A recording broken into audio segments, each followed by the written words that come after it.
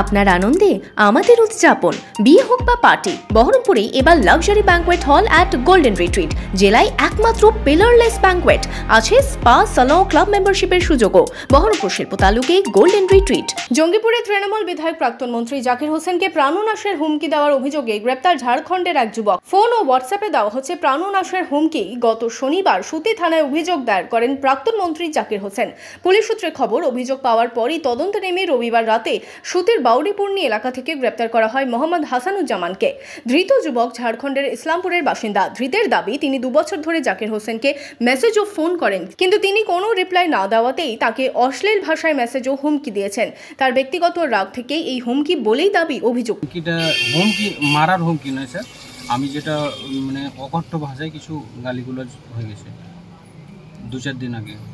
কে বরাত দিয়েছিল আপনাকে? কে বরাত দিয়েছিল? তার আগে তো আমি 2-4 বছর 1-1.5 বছর আগে থেকে আমি মেসেজ করতাম, তখন তো কোনো রিপ্লাই করেনি। মূল কারণ ওটাই যে আমি বিরক্ত হয়েছিলাম, 2 বছর আগে থেকেই মেসেজ করতাম।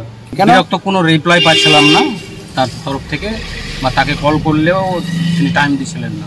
অভিযুক্তের বাবার দাবি, ছেলে বেশ কয়েকবার জাকির হোসেনের বাড়ির আশেপাশে এসেছিলেন। ছেলে মানসিকভাবে সম্পূর্ণ সুস্থ অবস্থায় নেই বলে দাবি অভিযুক্তের বাবার। মানে অনেক প্রয়াস করেছে, বেশ কিছুদিন থেকে কয়েকবার এসছে ও এখানে নাকি বাইক নিয়ে, ওরা বাড়ির আশপাশে ঘোরাঘুরি করেছে। তারপরে যাই হোক জানতে পারেন মন্ত্রী সাহেব, জানতে পেরে হয়তো মানে ওকে কিছু মানে বলেছে।